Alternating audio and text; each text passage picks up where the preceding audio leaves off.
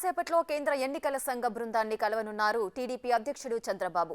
కాసేపటి క్రితమే జనసేన అధినేత పవన్ కళ్యాణ్ సీఈసీని కలిశారు. రాష్ట్రంలో ఓట్ల ప్రక్రియలో వైసీపీ అక్రమాలకు పాల్పడుతోందని గత కొంతకాలంగా ఇరు పార్టీలు కూడా ఆరోపిస్తున్నాయి. ఇదే అంశంపై గతంలో ఎన్నికల సంఘానికి టీడీపీ ఫిర్యాదు చేసింది. అయితే తాజాగా కేంద్ర బృందం రాష్ట్రంలో పర్యటిస్తున్న నేపథ్యంలో సీఈసీని కలిసి ఫిర్యాదు చేయనున్నారు ప్రతిపక్ష అధినేతలు.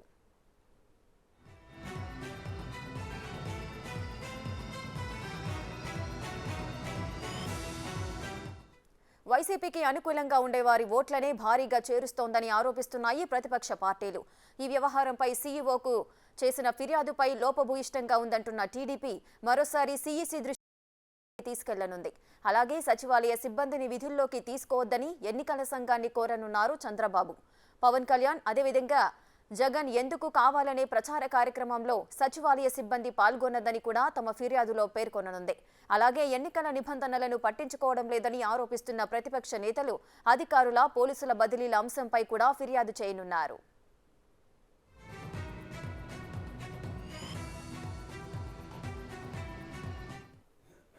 మరింత సమాచారం ప్రతినిధి మల్లికార్జున్ లైవ్ లో అందిస్తారు. రైట్ మల్లికార్జున్, చెప్పండి, ఇప్పటి వరకు సీఈసీని ఎవరెవరు కలిశారు? రేఖ, ప్రధానంగా ఎవరైతే టీడీపీ అధినేత చంద్రబాబు అలాగే జనసేన అధినేత పవన్ కళ్యాణ్ కూడా మరికొద్దిసేపట్లో కూడా ఈసీని కలవబోతా ఉన్నారు. ఇప్పటికే టీడీపీ తరపు నుంచి కూడా వాళ్ళు ఫిర్యాదులు చేయడం జరిగింది. గతంలో ఇచ్చిన ఏదైతే ఫిర్యాదులు ఉన్నాయో ఆ ఫిర్యాదులన్నింటిలో కూడా చాలా వరకు పరిష్కరించామంటూ కూడా నిన్న టీడీపీకి కూడా ఈసీ లేఖ రాయడం జరిగింది. ఆ లేఖను బేస్ చేసుకుని కూడా టీడీపీ ఏదైతే అంశాలు ఉన్నాయో మొన్న ఏదైతే ప్రస్తావించి టీడీపీ ఇక్కడ ఈసీకి ఇచ్చినవి కావచ్చు, అట్లాగే కేంద్ర ఎన్నికల సంఘానికి ఇచ్చిన టీడీపీ ఫిర్యాదులన్నీ కూడా మరోసారి వాళ్ళు ఫిర్యాదు చేయబోతా ఉన్నారు. ప్రధానంగా ఏదైతే సంబంధించి ఎన్నికలకు సంబంధించి ఓట్లు ఏదైతే ఉన్నాయో దొంగ ఓట్లను చేరుస్తున్నారంటూ కూడా, అంతేకాకుండా వైసీపీ అనుకూలంగా ఓట్లు చేరుస్తున్నారంటూ కూడా ప్రధానంగా టీడీపీ ఆరోపిస్తూ ఉంది. దాంతోపాటుగా ఏదైతే ప్రతిపక్ష పార్టీలకు సంబంధించి జనసేన టీడీపీకి సంబంధించిన సానుభూతి పరుల ఓట్లు అట్లాగే తటస్థులుగా ఉండే ఓట్లను వీళ్ళు తొలగిస్తున్నారంటూ కూడా ఫిర్యాదులు చేస్తూ ఉన్నారు. ఇప్పటికే అందిన ఫిర్యాదులు బేస్ చేసుకొని అన్నింటిని కూడా పరిష్కరించాము. సుమారు 14 లక్షల పైగా కూడా టీడీపీ అలాగే జనసేన ఆధ్వర్యంలో కూడా ఫిర్యాదులు అందాయి. 14 లక్షల ఓట్లకు సంబంధించి కూడా మేము ఏదైతే ఉన్నాయో వెరిఫికేషన్ అన్నింటినీ పూర్తి చేసి సుమారు 5 లక్షల ఓట్లను కూడా గుర్తించాము, తొలగించామంటూ కూడా నిన్న టీడీపీకి రాసిన లేఖలో కూడా ప్రస్తావించడం జరిగింది. వీటితో పాటుగా మరికొన్ని ఫిర్యాదులు కూడా ఫిర్యాదు చేయబోతా ఉన్నారు. ఇటు టీడీపీ అధినేత చంద్రబాబు అలాగే జనసేన అధినేత పవన్ కళ్యాణ్ కూడా ఇప్పటికే ఓట్లకు చేరుకోవడం జరిగింది. అక్కడ ఒక 5 నుంచి 10 నిమిషాలు వారిరువురు నేతలు కూడా భేటీ అయ్యి ఏ అంశాలపైన ఫిర్యాదు చేయాలనే అంశాలపై కూడా ఒకసారి చర్చించుకున్న తర్వాత కలిసి ఈసీని కలిసే అవకాశం ఉంటుంది. ఈ చర్చించే అంశాల్లో ప్రధానంగా కూడా సచివాలయ ఉద్యోగులకు సంబంధించి అంశాలు కూడా ఉన్నాయి. రాష్ట్ర ప్రభుత్వం ఇప్పటికే సచివాలయ ఉద్యోగులను ఏదైతే ఎన్నికల విధుల్లోకి తీసుకోవాలంటూ కూడా వాళ్ళు ఇప్పటికే చట్టాన్ని కూడా చేయడం జరిగింది. దానికి సంబంధించి డ్రాఫ్ట్ నోటిఫికేషన్ కూడా ఇవ్వడం జరిగింది. అయితే కేంద్ర ఎన్నికల సంఘం దీన్ని కలగజేసుకొని కూడా గతంలో ఉన్న ఏదైతే టీచర్స్కి సంబంధించి ఎన్నికల విధుల్లో పాల్గొంటూ ఉండేవాళ్ళు వాళ్ళని ఎందుకు వద్దనుకుంటున్నారు, వీళ్ళని ఎందుకు కావాలంటూ కూడా రాష్ట్ర ప్రభుత్వం దగ్గర నుంచి వివరం కూడా తీసుకోవడం జరిగింది. ఇప్పటికే విద్యాశాఖలో పెను మార్పులు తీసుకొచ్చాము. ఈ టీచర్స్ కూడా ఇప్పటికే అధిక భారం పని భారం అవుతా ఉంది. అందుకోసం ఎన్నికల విధుల నుంచి కూడా తొలగించడం జరిగింది. అందుకోసం దానికి సంబంధించి ప్రత్యేక ఇంకో వ్యవస్థ ఏదైతే సచివాలయ వ్యవస్థ ఉన్నారో దాదాపుగా 2.5 లక్షల ఉద్యోగాలు ఉన్నాయి. వాళ్ళని ఉపయోగించుకొని ఎన్నికలకు వెళ్ళాలంటూ కూడా సూచించడం జరిగింది. కానీ ఇప్పటికే దీనిపై కూడా టీడీపీ అధినేత టీడీపీ తరఫు నుంచి అలాగే జనసేన తరఫు నుంచి కూడా ఫిర్యాదు చేయడం జరిగింది. టీచర్స్నే మరోసారి ఎన్నికల విధుల్లోకి ఈసారి వాళ్ళనే ఉపయోగించాలి, సచివాలయ ఉద్యోగులను కానీ ఉపయోగించడంతో కూడా వాళ్ళు ఫిర్యాదు చేయడం జరిగింది. దానిపై కూడా విచారణ కొనసాగుతూనే ఉంది. దానికి సంబంధించి కొన్ని ఫిర్యాదులు ఏవైతే ఉన్నాయో వాటి పెండింగ్ లో ఉన్నాయంటే కూడా ఈసీ నిన్న రాసిన లెటర్లో కూడా పేర్కొనడం జరిగింది. అలాగే ఎవరైతే ఉన్నారో వాలంటరీ వ్యవస్థను ఏసీ తీసుకొచ్చారో వాలంటరీ వ్యవస్థను కూడా నియంత్రించాలంటూ కూడా పదే ఫిర్యాదు చేయడం జరిగింది. దాన్ని కూడా మరోసారి పేర్కొనే అవకాశం అయితే కనపడతా ఉంది. రేఖ, మల్లికార్జున్, అదేవిధంగా ఈ రోజు కళ్యాణ్ చంద్రబాబు బ్రేక్ఫాస్ట్ మీటింగ్ జరగకపోవడానికి గల కారణాలేంటి?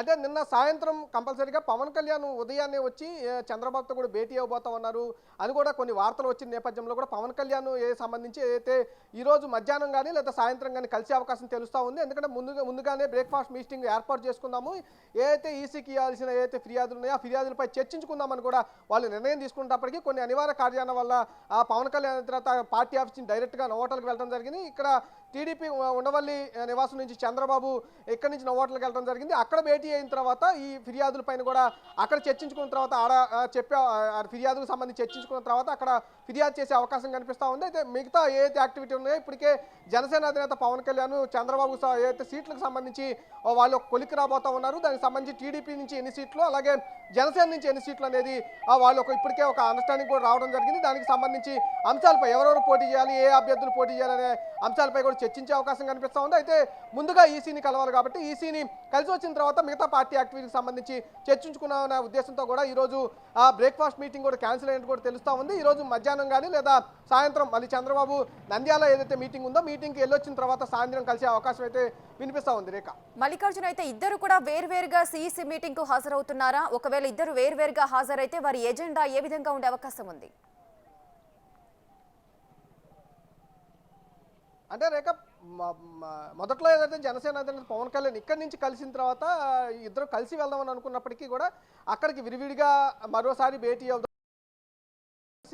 10-5 నిమిషాలు మాట్లాడుకున్న తర్వాత ఎవరెవరు ఫిర్యాదులు ఏం చేయాలి, ఇద్దరం ఉమ్మడిగా ఫిర్యాదు చేద్దామనే అంశానికి కూడా వాళ్ళు వచ్చినట్టు కూడా తెలుస్తూ ఉంది. ఇప్పటికే వాళ్ళు ఎవరైతే పొత్తుల్లో ఉన్నారు కాబట్టి జనసేన ఇటు టీడీపీ పొత్తుల్లో ఉన్నారు కాబట్టి కామన్ ఎజెండా అంటే కామన్గా ఏ అయితే అంశాలు ఉన్నాయో ఇటు వాలంటరీ వ్యవస్థ మీద కావచ్చు, దొంగ ఓట్ల చేర్పుపై కావచ్చు, అలాగే ఈ రెండు పార్టీలకు సంబంధించి సానుభూతి ఓట్లను తొలగింపు విషయం కావచ్చు, అలాగే తటస్థ ఓట్లకు సంబంధించి తొలగింపు విషయం కావచ్చు, వీటి మీద ప్రధానంగా ఫిర్యాదు చేయాలని కూడా రెండు పార్టీలు భావిస్తూ ఉన్నాయి.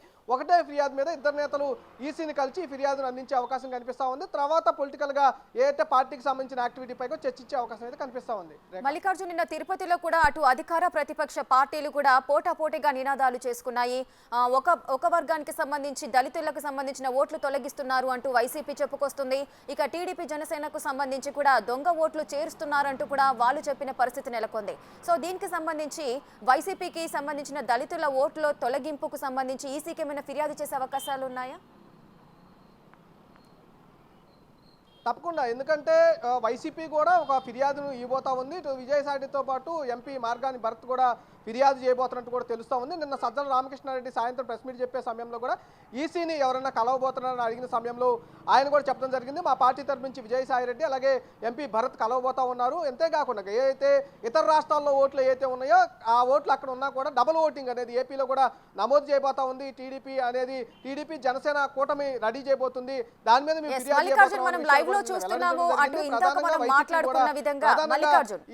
ఇందాక మనం మాట్లాడుకున్న విధంగా ఇద్దరు కూడా వేర్వేరుగా మీటింగ్ కు హాజరవుతున్నారా అనే క్వశ్చన్ మనకు రైజ్ అయింది. కానీ ఇప్పుడు చంద్రబాబు, పవన్ కళ్యాణ్, నాదెండ్ల మనోహర్ సో ముగ్గురు కూడా సిఈసిని కలవబోతున్నట్లుగా మనకు విజువల్స్ లో మనం చూస్తున్నాము.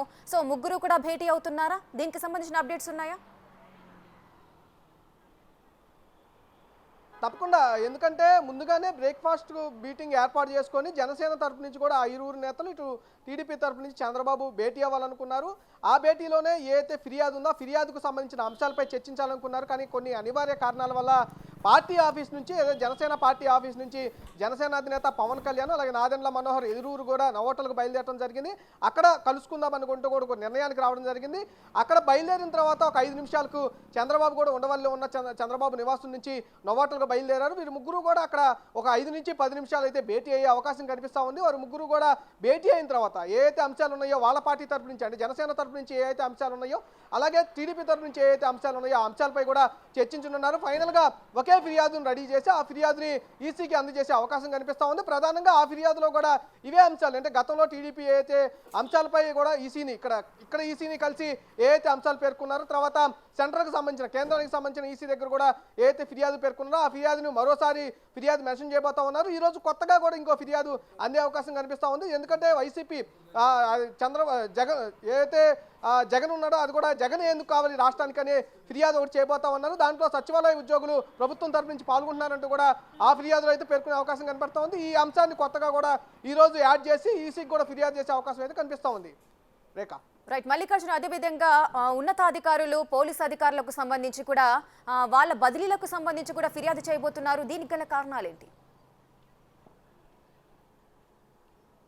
రాష్ట్రంలో దాదాపుగా 6 నెలల నుంచి కూడా కొంచెం బదిలీలు ఎక్కువగా జరుగుతూ ఉన్నాయి. ఇటు కింద స్థాయి నుంచి పై స్థాయి వరకు అంటే కింద ఏదైతే గ్రౌండ్ లెవెల్లో ఉన్న నియోజకవర్గాలకు సంబంధించిన ఏదైతే నియోజకవర్గాల్లో ఉండే ఏదైతే పోలీస్ స్టేషన్లు ఉన్నాయో ఎస్ఐ స్థాయి నుంచి సిఐ స్థాయి వరకు కూడా అన్నీ కూడా బదిలీ జరుగుతున్నట్టు కూడా దాదాపుగా లిస్టు వస్తున్న పరిస్థితి కనిపిస్తూ ఉంది. అట్లాగే డిఎస్పీ స్థాయి నుంచి కూడా అందరూ కూడా ఎస్పీ స్థాయి అలాగే అడిషనల్ ఎస్పీ స్థాయి కూడా పోలీసులందరూ కూడా బదిలీలు జరుగుతున్నట్టు కూడా ఈ సంబంధించి ఉత్తర్వులు కూడా విధులు అవుతున్నాయి. దీంతో పాటుగా కలెక్టర్లు కూడా అట్లాగే కలెక్టర్లు జాయింట్ కలెక్టర్లకు సంబంధించి ఆ బదిలీలు కూడా జరుగుతున్నాయి. రాష్ట్ర వ్యాప్తంగా దాదాపుగా ఐఏఎస్ ఆఫీసుల దగ్గర కింద స్థాయి నుంచి పై స్థాయి వరకు అంటే ఐఏఎస్ ఆఫీసర్ వరకు కూడా బదిలీలు ముమ్మరంగా జరుగుతున్న నేపథ్యంలో ఇది ఎన్నికల విధులకు విరుద్ధంగా జరుగుతుంది. మరొక 5 నుంచి 6 నెలల్లో ఇలా ఎన్నికలు రాబోతున్న తరుణంలో ఇలాంటి బదిలీలు చేయొద్దంటూ కూడా గతంలో ఫిర్యాదు చేయడం జరిగింది. ఈరోజు మరోసారి ఆ ఫిర్యాదు కూడా పేర్కొనడం జరిగింది.